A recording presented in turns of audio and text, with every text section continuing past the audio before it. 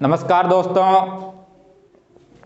आज फिर आपके सामने राम लखन मीणा साइकोलॉजी की क्लास लेकर प्रस्तुत हो रहा है। देखो, इसके अंदर साइकोलॉजी के अंदर अपने पहले अधिगम पढ़ा था और आज अधिगम की सामान्य जानकारी को पढ़ते हुए आज जो सबसे पहला टॉपिक है मनोविज्ञान, यानी मनोविज्ञान किसे कहते हैं, उसके बारे में पढ़ेंगे कि इसके जनक कौन है, इसका सबसे पहले प्रयोग किसने किया और कब किया। देखो, इस बातें को यहीं विराम देते हुए आगे चैप्टर की शुरुआत करते हैं। देखो, मनोविज्ञान किसके बारे में पढ़ेंगे आज? मनोविज्ञान को अंग्रेजी के अंदर साइकोलॉजी कहा जाता है। क्या कहा जाता है? साइकोलॉजी कहा जाता है। देखो, आज पढ़ेंगे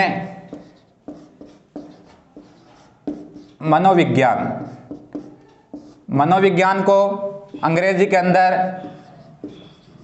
साइकोलॉजी क्या कहा जाता है? साइकोलॉजी कहा जाता है। क्या कहा जाता है? साइकोलॉजी कहा जाता है। जो ये साइकोलॉजी शब्द है वह अंग्रेजी भाषा का शब्द है। किस भाषा का शब्द है? अंग्रेजी भाषा का शब्द है। देखो, जो साइकोलॉजी शब्द है वह अंग्रेजी भाषा का शब्द है। जो ये मनोविज्ञान शब्द है, क्या शब्द है? मनोविज्ञान शब्द है। उसका सर्वप्रथम प्रयोग रुडोल्फ, किसने?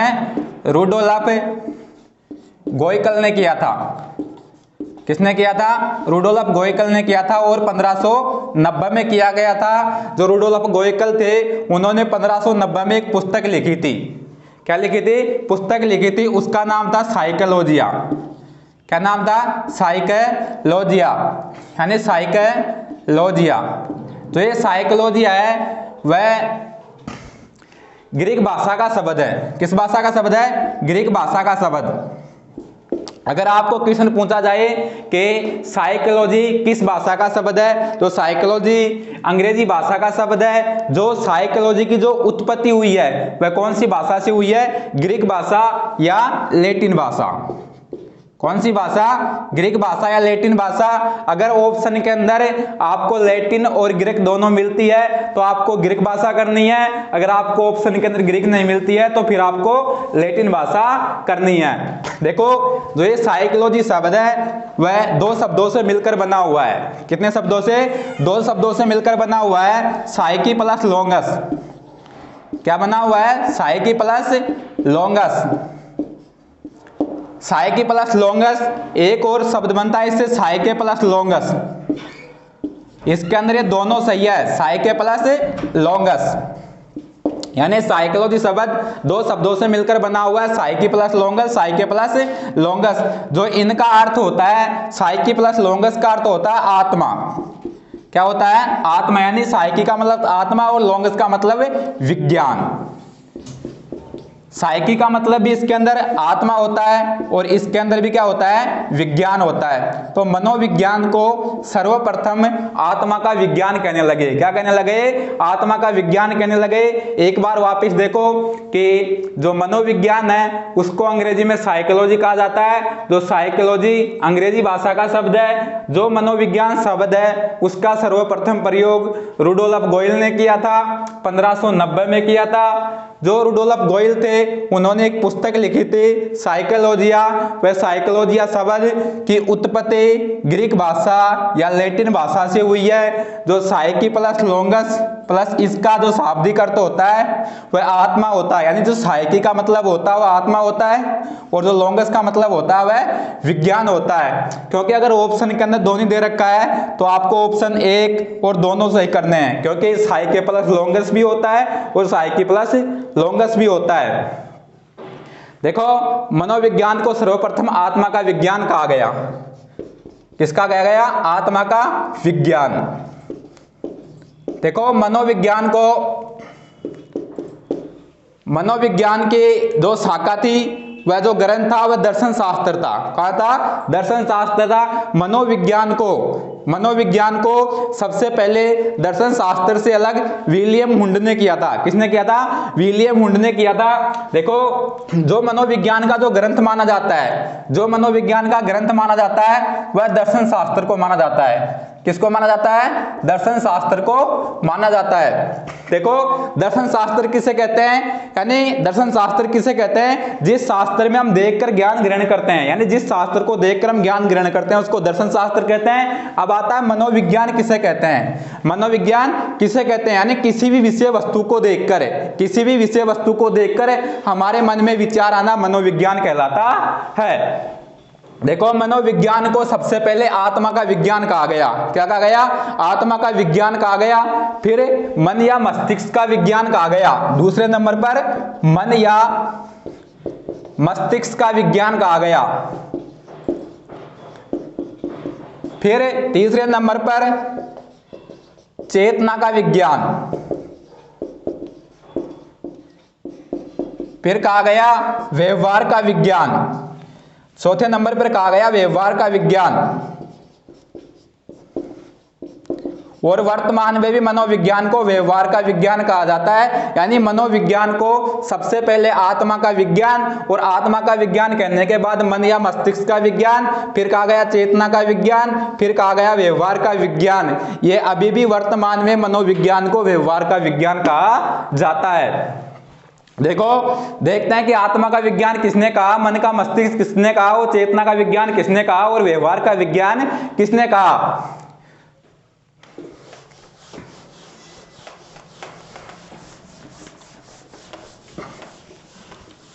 देखो, जो आत्मा का विज्ञान कहा गया था वो 15 से 16वीं शताब्दी में तो किसने कहा? जो 17 से 18वें में कहा गया था उसका चेतना का विज्ञान, मन या मस्तिष्क का विज्ञान, और फिर व्यवहार का विज्ञान। देखो, सबसे पहले आत्मा का विज्ञान।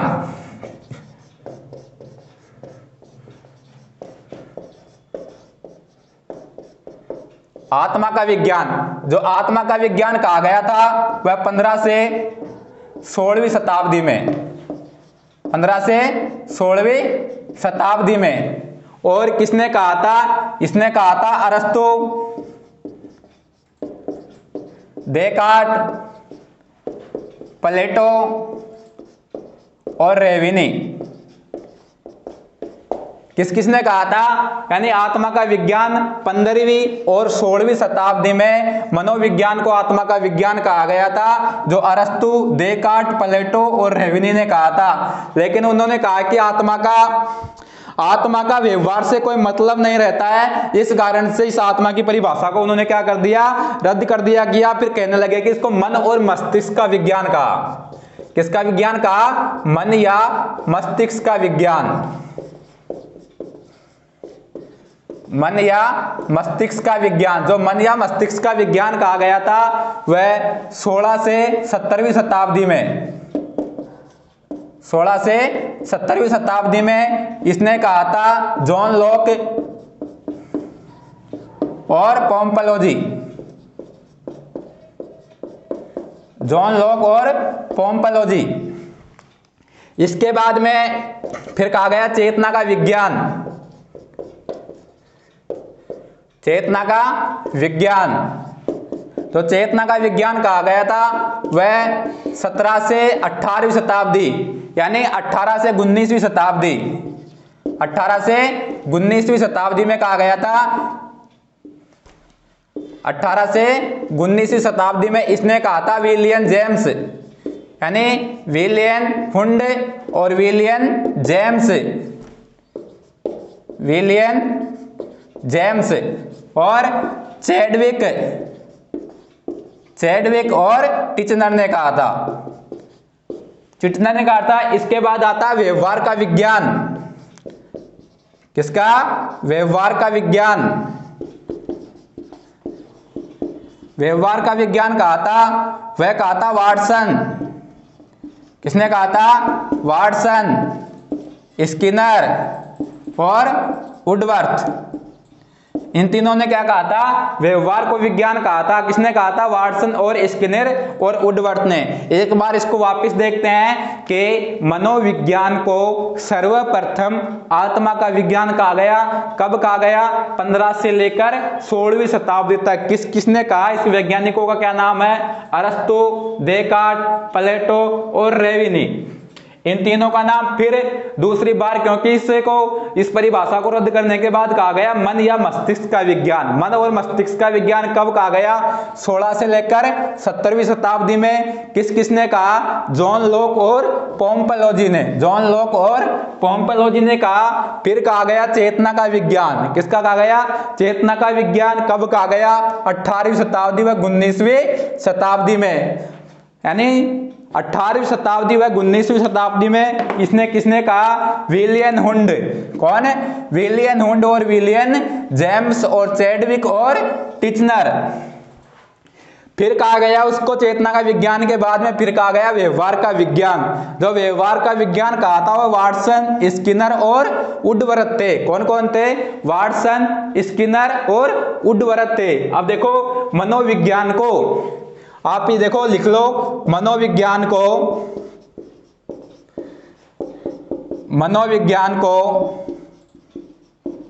वर्तमान में व्यवहार का विज्ञान कहा जाता है। मनोविज्ञान को वर्तमान में व्यवहार का विज्ञान कहा जाता है।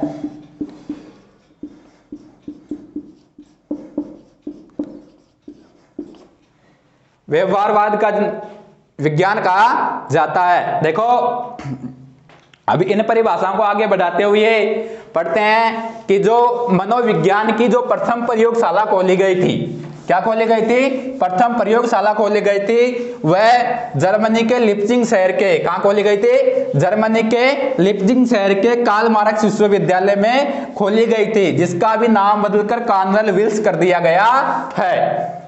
देखो इसके बाद में आगे बढ़ते हैं कि जो मनोविज्ञान की जो सबसे प्रथम प्रयोगशाला थी, मनोविज्ञान की सबसे प्रथम प्रयोगशाला जर्मनी के, यानी मनोविज्ञान के प्रथम प्रयोगशाला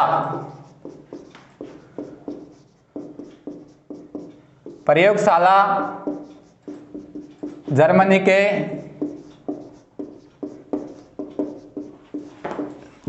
के लिप्जिंग शहर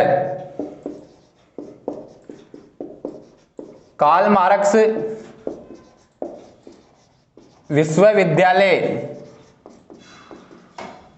विश्वविद्यालय में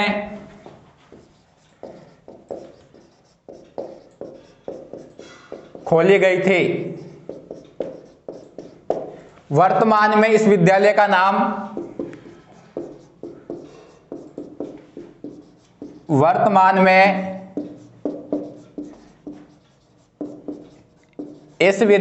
नाम कार्नेल विल्स कर दिया गया है। कार्नेल विल्स रख दिया गया है। देखो मनोविज्ञान को शुरुआत में, जो मनोविज्ञान का जो ग्रंथ था, मनोविज्ञान को शुरुआत में दर्शन शास्त्र कहा जाता था। क्या कहा जाता था? दर्शन शास्त्र कहा जाता था। लेकिन दर्शन शास्त्र से अलग किसने कर दिया? विलियम हुंड ने कर दिया। किसने कर दिया? विलियम हुंड ने कर दिया। देखो मनोविज्ञान को शुरुआत में क्या कहा जाता था? दर्शन शास्त्र। क्या कहा जाता था? दर्शन शास्त्र। लेकिन दर्शन शास्त्र को अलग किसने कर दिया? विलियम हुंड ने करने लग गया। और इसको बाद में उसको क्या कहने लगे?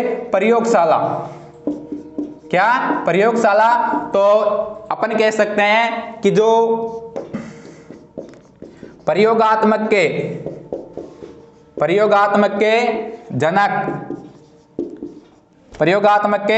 जनक कौन है? विलियम हुंड।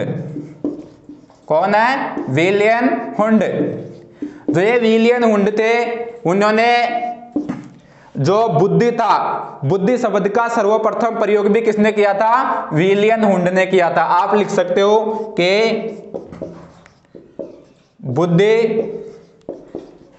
शब्द का सर्वप्रथम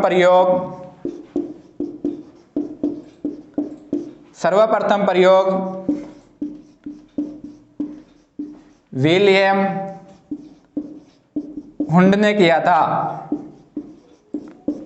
विलियम हुंड ने किया था। जो बुद्धि परीक्षण पर सर्वप्रथम प्रयोग किया था वह अल्फ्रेड वीने ने किया था। यानी बुद्धि पर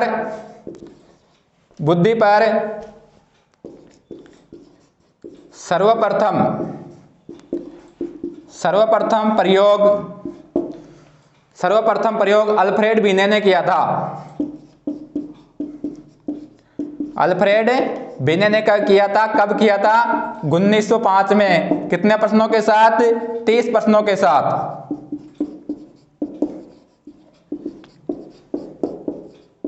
30 प्रश्नों के साथ। देखो एक बार वापस देख लो। जो मनोविज्ञान की जो प्रथम प्रयोगशाला थी वह जर्मनी के लिप्जिंग शहर के कार्ल मार्क्स विश्वविद्यालय में खोली गई थी, जिसका वर्तमान में विद्यालय का नाम बदलकर कार्नेल विल्स कर दिया गया है। जो मनोविज्ञान को सर्वप्रथम दर्शन शास्त्र कहा जाता था, लेकिन दर्शन शास्त्र से अलग विलियम हुंड ने कर दिया, उसको प्रयोगशाला कहने लगे। इस कारण से जो प्रयोगात्मक के जनक थे वह विलियम हुंड है। जो बुद्धि पर सर्वप्रथम प्रयोग किया था वह, यानी बुद्धि शब्द का सर्वप्रथम प्रयोग विलियम हुंड ने किया था, और बुद्धि पर सर्वप्रथम जो प्रयोग किया था वह अल्फ्रेड वीने ने किया था। 1905 में किया था और 30 प्रश्नों के साथ किया था। कितने प्रश्नों के साथ? 30 प्रश्नों के साथ। देखो अब आगे देखते हैं। जो मनोविज्ञान का जनक, देखो मनोविज्ञान का तो जनक माना जाता है। कई बच्चे क्योंकि इसको लेकर बहुत कंफ्यूज होते हैं, क्योंकि मनोविज्ञान का जनक थॉर्नडाइक है, अरस्तू है, डेकार्ट है, प्लेटो है, स्किनर है। देखो जो मनोविज्ञान का जो जनक माना जाता है वह अरस्तू को माना जाता है। किसको माना जाता है? अरस्तू को माना जाता है। लेकिन अगर आपको क्वेश्चन पूछ जाए कि भाई शिक्षा मनोविज्ञान का जनक कौन है, तो शिक्षा मनोविज्ञान का जनक कौन है? थॉर्नडाइक है। कौन है? थॉर्नडाइक ने शिक्षा मनोविज्ञान की जो रचना की थी वह किसने की थी? थॉर्नडाइक ने की थी। कब की थी?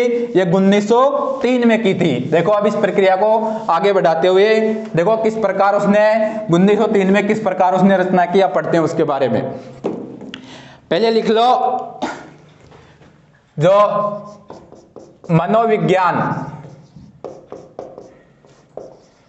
मनोविज्ञान का जनक अरस्तू है, और शिक्षा मनोविज्ञान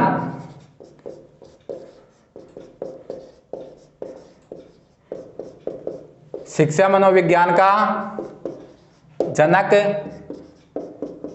थॉर्नडाइक है, और प्रथम शैक्षणिक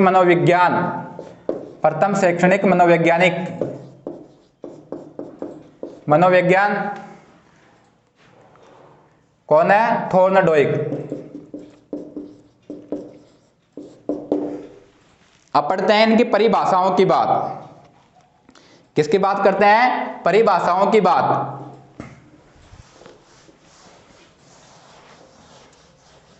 पहली परिभाषा पढ़ेंगे वुडवर्थ की। किसकी का पढ़ेंगे? वुडवर्थ की। देखो वुडवर्थ ने मनोविज्ञान के बारे में क्या कहा? वुडवर्थ ने मनोविज्ञान के बारे में कहा कि मनोविज्ञान को सर्वप्रथम आत्मा का विज्ञान कहा, फिर मन या मस्तिष्क का विज्ञान कहा, फिर चेतना का विज्ञान कहा, फिर व्यवहार का विज्ञान कहा। लेकिन वर्तमान में भी इसको किसका नाम जाना जाता है? व्यवहार का विज्ञान के नाम से जाना जाता है। तो परिभाषा आप लिखो कि मनोविज्ञान को सर्वप्रथम आत्मा का विज्ञान, फिर मन या मस्तिष्क का विज्ञान,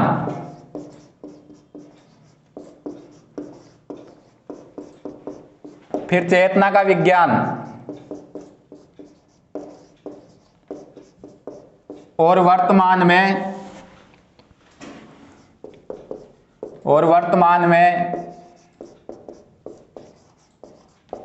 और वर्तमान में व्यवहार का विज्ञान कहा जाता है।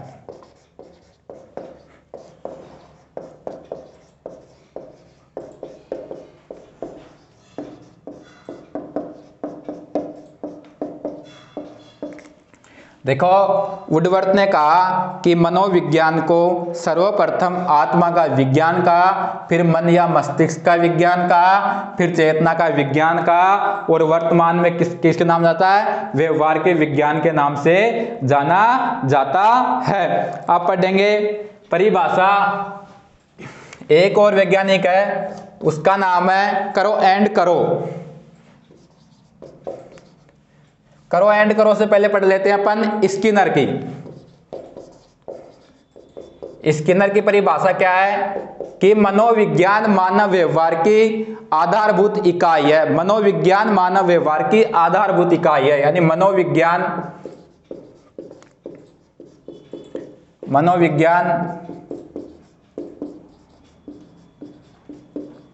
मानव व्यवहार की आधारभूत इकाई है, यानी इकाई है। फिर उसके बाद में आते हैं वाटसन। वाटसन ने क्या कहा कि मनोविज्ञान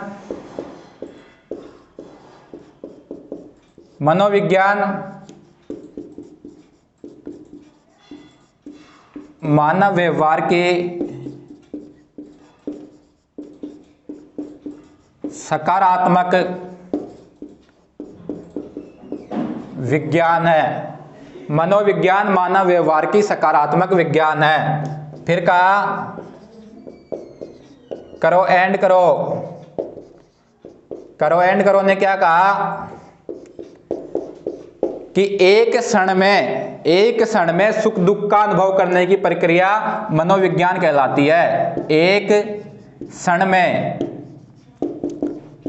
सुख दुख का अनुभव करना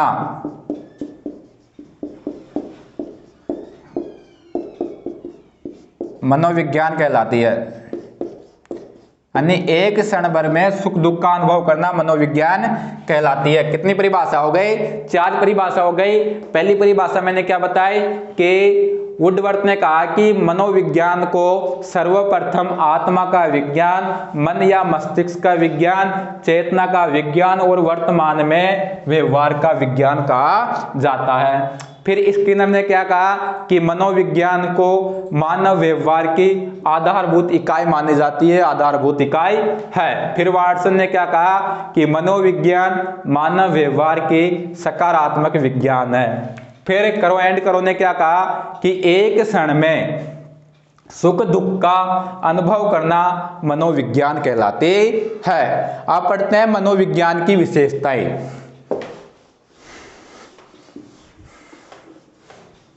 मनोविज्ञान की विशेषताएं।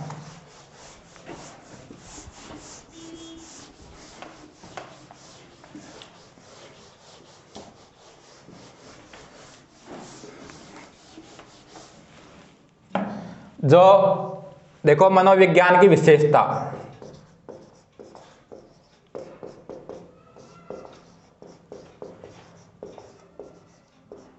मनोविज्ञान की विशेषताएं। देखो मनोविज्ञान की विशेषता में पहले पढ़ते हैं कि जो मनोविज्ञान की प्रकृति है वो वैज्ञानिक है। क्या है? वैज्ञानिक है। तो पहले लिख लो कि मनोविज्ञान की प्रकृति वैज्ञानिक है। दूसरे नंबर पर लिख लो मनोविज्ञान का प्रमुख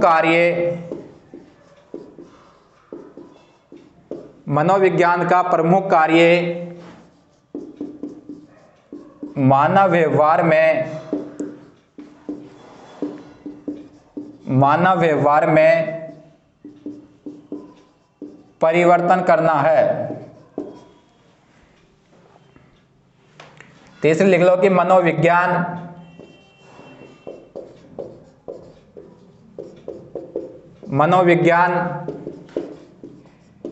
नियम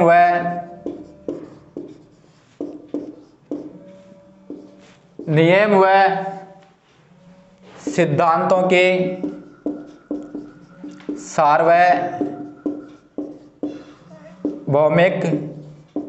प्रक्रिया है। यानी सबसे पहले मैंने आपको मनोविज्ञान की विशेषता बताया, उसमें बताया कि मनोविज्ञान की जो प्रकृति है वो वैज्ञानिक है। जो मनोविज्ञान का जो प्रमुख कार्य है जो मानव व्यवहार में परिवर्तन करना है, और मनोविज्ञान नियम व सिद्धांतों की सार्वभौमिक प्रक्रिया है। हाँ रमेश, क्लास ले रहा हूँ, बाद में बात करता हूँ ना, ठीक है। देखो, मनोविज्ञान की प्रकृति वैज्ञानिक है, मनोविज्ञान का प्रमुख कार्य मानव व्यवहार में परिवर्तन करना है, और मनोविज्ञान नियम व सिद्धांतों की सार्वभौमिक प्रक्रिया है। जो मनोविज्ञान होती है, चौथी देखते हैं, चौथी विशेषता, मनोविज्ञान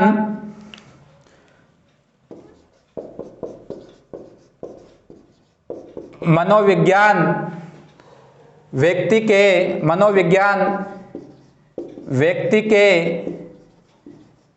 व्यवहार की भविष्यवाणी करती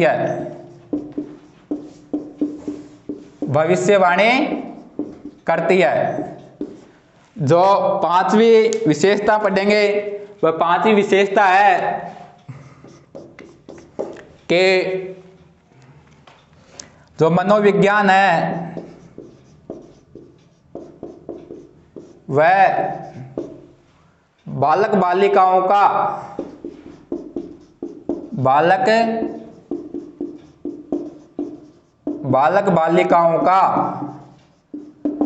वर्तमान काल,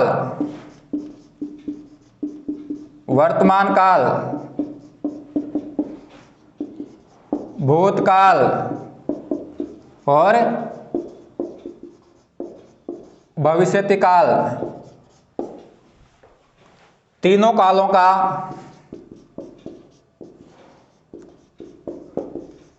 पता लगाती है।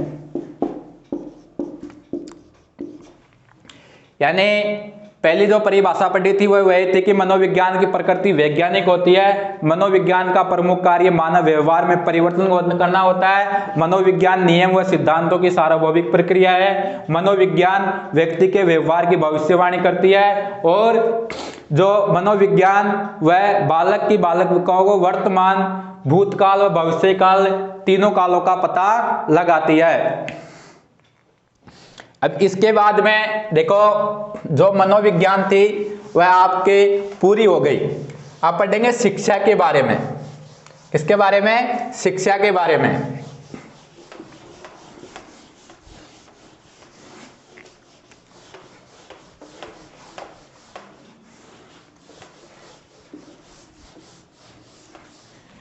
शिक्षा के बारे में देखो, जो ये शिक्षा शब्द है वह संस्कृत की शिक्ष धातु से बना हुआ है। जो शिक्षा शब्द है वह संस्कृत की कौन सी धातु से बना हुआ है? शिक्ष धातु से, जिसका शाब्दिक अर्थ होता है सीखना। क्या होता है? सीखना। तो शिक्षा के बारे में कह सकते हैं कि बालक बालिकाओं के दैनिक जीवन में सीखी हुई या अभ्यास, यानी बालक बालिकाओं के दैनिक जीवन में अनुभव एवं परीक्षण के द्वारा किया गया अनुभव का पता लगाना ही शिक्षा कहलाता है। वैसे दूसरी परिभाषा, यानी आंतरिक शक्तियों को बाहर प्रकट करने की प्रक्रिया शिक्षा कहलाती है। देखो, आंतरिक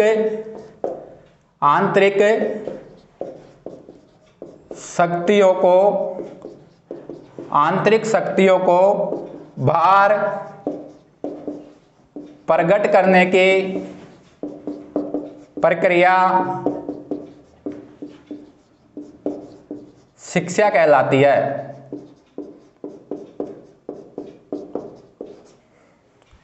दूसरी लिखा सकते हो कि अमूर्त विचारों को,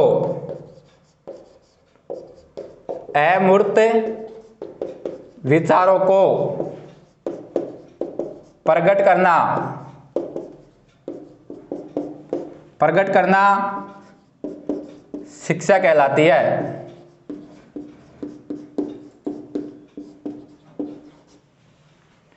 शिक्षा कहलाती है। तो शिक्षा की जो सर्वप्रथम पुस्तक लिखी थी, किसके? शिक्षा की सर्वप्रथम पुस्तक, सर्वप्रथम पुस्तक स्वामी विवेकानंद ने, किसने? स्वामी विवेकानंद ने, विवेकानंद ने लिखी थी। अब लिख सकते हो कि जो शिक्षा होती है, शिक्षा शब्द संस्कृत के शिक्ष धातु से बना हुआ है, शिक्ष धातु से बना हुआ है, जिसका शाब्दिक अर्थ, जिसका शाब्दिक अर्थ सीखना होता है, सीखना होता है। अब देखो मैंने क्या कहा कि शिक्षा शब्द संस्कृत के शिक्ष धातु से बना हुआ है, जिसका शाब्दिक अर्थ सीखना होता है। और अगर परिभाषा बोली जाए तो यानी आंतरिक शक्तियों के जो बालक के अंदर जो अमूर्त विचार होते हैं उनको बाहर प्रकट करने की प्रक्रिया शिक्षा कहलाती है। यानी अमूर्त विचारों को प्रकट करना ही शिक्षा कहलाती है। शिक्षा की सर्वप्रथम जो पुस्तक लिखी थी, क्या लिखी थी? पुस्तक लिखी थी, वह किसने लिखी थी? स्वामी विवेकानंद ने। किसने लिखी थी? स्वामी विवेकानंद ने। शिक्षा शब्द संस्कृत की शिक्ष धातु से बना हुआ है, जिसका शाब्दिक अर्थ होता है सीखना। जो शिक्षा शब्द है उसको अंग्रेजी में एजुकेशन कहा जाता है, एजुकेशन कहा जाता है। जो एजुकेशन शब्द है वह लैटिन भाषा के, यानी शिक्षा को अंग्रेजी में क्या कहा जाता है? एजुकेशन। जो ये एजुकेशन शब्द है लैटिन भाषा के किस शब्द से बना हुआ है? एजुकेटम। किससे? एजुकेटम। जो एजुकेटम है उसका शाब्दिक अर्थ होता है सीखना या ज्ञान ग्रहण करना। देखो आप पढ़ेंगे इनके परिभाषा, यानी किस मनोवैज्ञानिक ने इसके बारे में, शिक्षा के बारे में क्या परिभाषा दी, किस मनोवैज्ञानिक ने इसके बारे में क्या परिभाषा दी। अब उस क्लास की आगे चर्चा करते हैं। देखो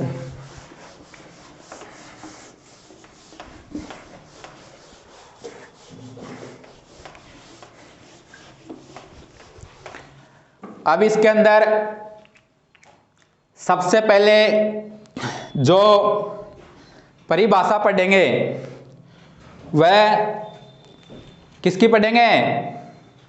सबसे पहले परिभाषा पढ़ते हैं अपन। एक कवि है वुडवर्थ। कौन है? वुडवर्थ। तो वुडवर्थ ने क्या कहा था कि मानव के यानी बालक बालिकाओं के अमूर्त विचारों को, यानी बालक बालिकाओं के अमूर्त विचारों को बाहर प्रकट करने की प्रक्रिया क्या कहलाती है? शिक्षा कहलाती है। यानी बालक बालिकाओं में अमूर्त विचारों को बाहर प्रकट करने की प्रक्रिया शिक्षा कहलाती है। ऐसा किसने कहा था? वुडवर्थ ने कहा था। यानी अमूर्त विचारों को। फिर स्वामी विवेकानंद की, स्वामी विवेकानंद की, स्वामी विवेकानंद की परिभाषा थी कि बालक बालिकाओं के आंतरिक शक्तियों को, यानी आंतरिक शक्तियों को या आध्यात्मिक गुणों को, यानी बालक बालिकाओं के, यानी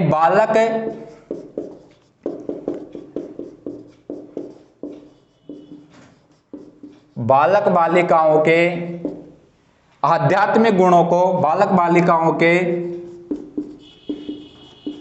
आध्यात्मिक गुणों को बाहर प्रकट करना, बाहर प्रकट करना शिक्षा कहलाती है। क्या कहलाती है? शिक्षा कहलाती है। देखो ये शिक्षा के बाद में अपन टॉपिक पढ़ते हैं शिक्षा मनोविज्ञान। क्या पढ़ते हैं? शिक्षा मनोविज्ञान। जो शिक्षा मनोविज्ञान का तो जनक मैंने बता दिया, शिक्षा मनोविज्ञान का जनक कौन था? शिक्षा मनोविज्ञान का जनक माना जाता है थॉर्नडाइक को, यानी शिक्षा मनोविज्ञान,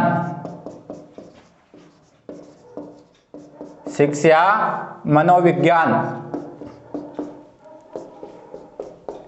देखो तो शिक्षा मनोविज्ञान है, पहले तो देखते हैं शिक्षा के बारे में मैंने बता दिया। शिक्षा क्या होती है? शिक्षा होती है यानी व्यक्ति के व्यवहार में परिवर्तन करना। सबसे पहले बात करते हैं शिक्षा। जो शिक्षा का अर्थ यानी मानव व्यवहार में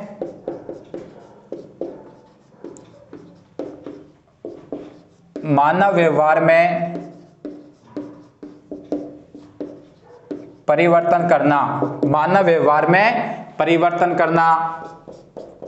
फिर उसके बाद में मनोविज्ञान। जो मनोविज्ञान का अर्थ होता है यानी मानव व्यवहार का अध्ययन करना।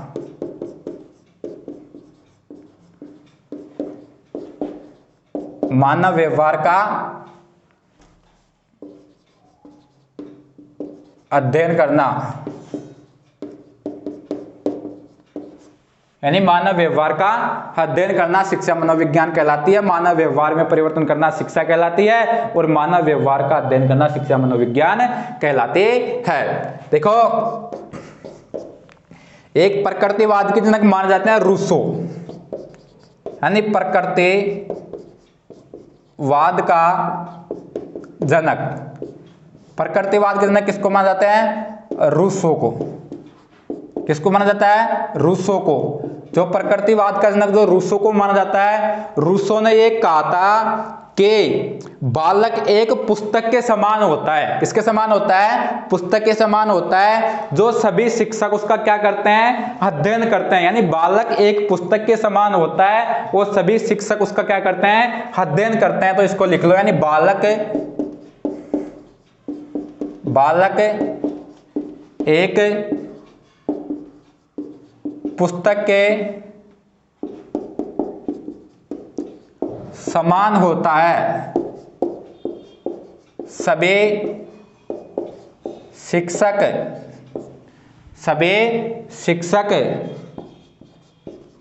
उसका अध्ययन करते हैं। यानी बालक एक पुस्तक के समान होता है वो सभी शिक्षक उसका क्या करते हैं? अध्ययन करते हैं। देखो जो शिक्षा मनोविज्ञान का जो सर्वप्रथम उद्गम हुआ था, किसका? शिक्षा मनोविज्ञान का। यानी शिक्षा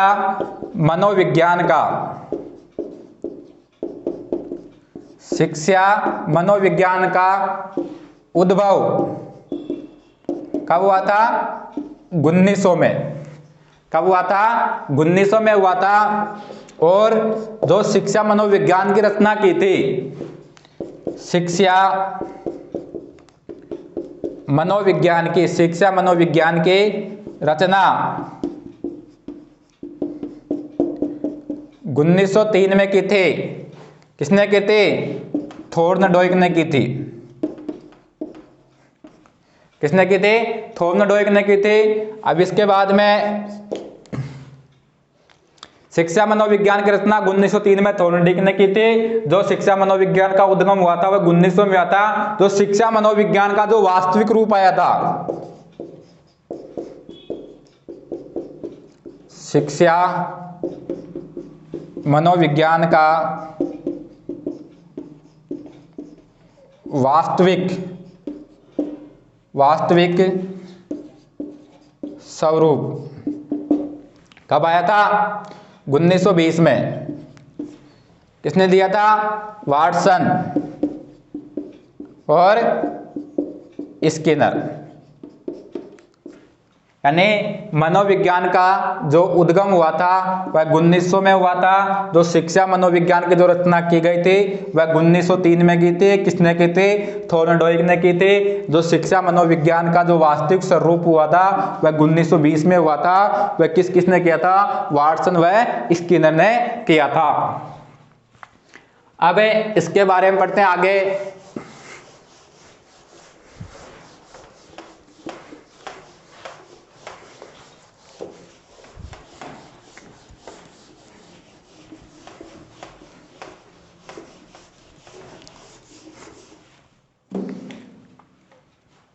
जो शिक्षा मनोविज्ञान का जनक है,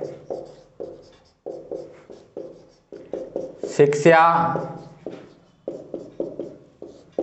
मनोविज्ञान का जनक थॉर्नडाइक, शिक्षा मनोविज्ञान के जनक थॉर्नडाइक ने इसको प्रथम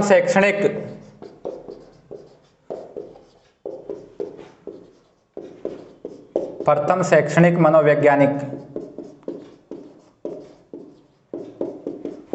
प्रथम शैक्षणिक मनोविज्ञानिक के थॉर्नडाइक को माना जाता है। अब पढ़ते हैं शिक्षा मनोविज्ञान की विशेषताएं। शिक्षा मनोविज्ञान की विशेषता, पहली विशेषता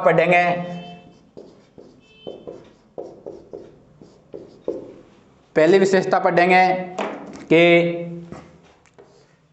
इसकी भी प्रकृति क्या होती है? वैज्ञानिक होती है।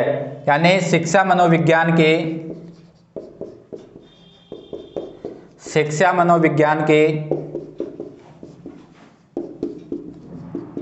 प्रकृति वैज्ञानिक होती है। लिख लो, यह दूसरी विशेषता लिख लो, यह बालक बालिकाओं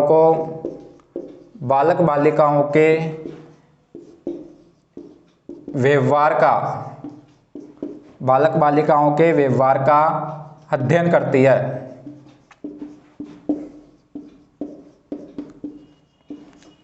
और एक और लिख लो कि शिक्षा मनोविज्ञान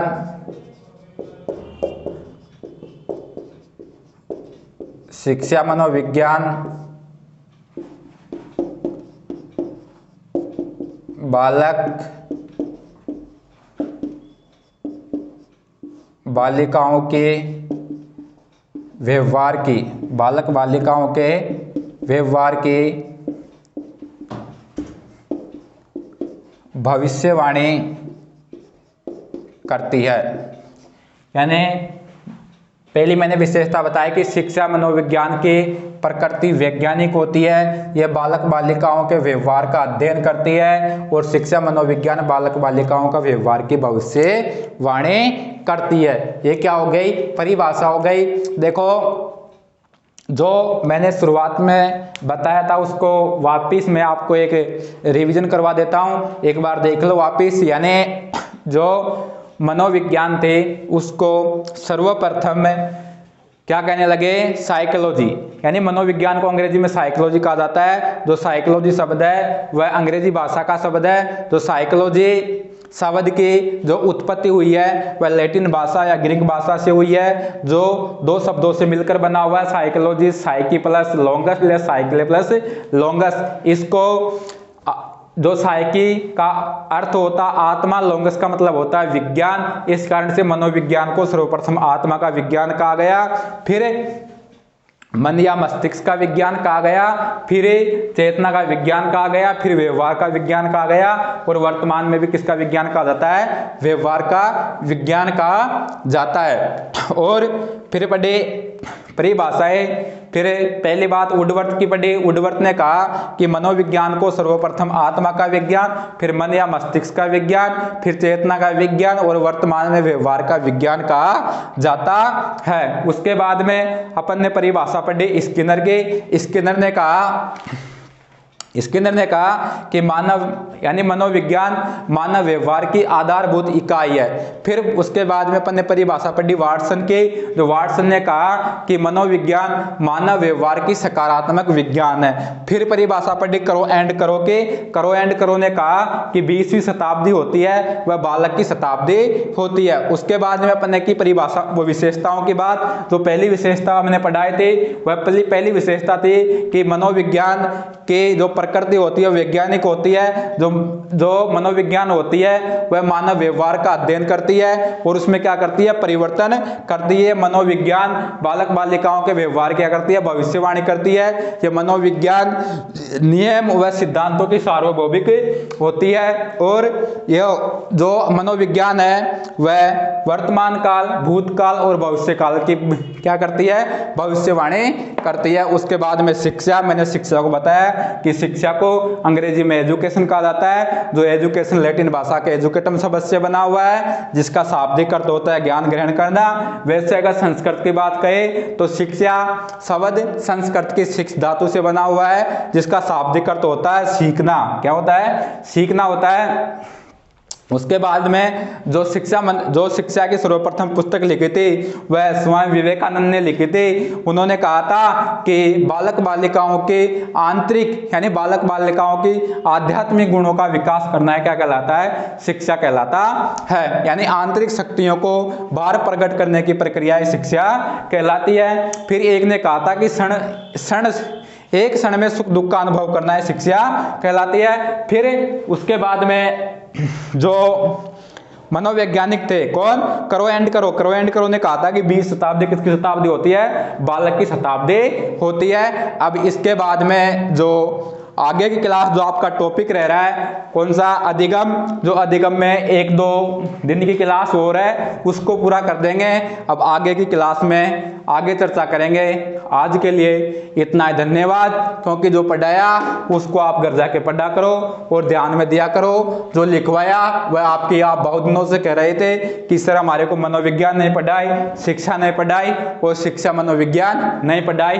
ये आपकी तीनों क्लास आज हो चुकी है। सबसे पहले अपन ने जो बात की थी वह मनोविज्ञान की थी, मनोविज्ञान के बाद में शिक्षा की थी और शिक्षा के बाद में शिक्षा मनोविज्ञान की थी। लेकिन अब रिट के अंदर ये नहीं चलता है, चलता तो है लेकिन इतना क्वेश्चन नहीं पूछे जाते हैं इसके अंदर, क्योंकि ये बेसिक नॉलेज के लिए पढ़ाई जाती है। अब आप शुरुआत से पढ़ने लग जाओगे क्योंकि शिक्षा मनोविज्ञान के बाद में पहले मनोविज्ञान फिर शिक्षा मनोविज्ञान पढ़ ले और फिर आपका जो अधिगम है वह अधिगम में आधा हो गया है और अब 1-2 दिन में उसको भी आपको पूरा करवा देंगे। आज के लिए मैं इतना ही काफ़ी है और जो पढ़ेंगे वो अब आगे की क्लास में पढ़ेंगे। थैंक यू, धन्यवाद।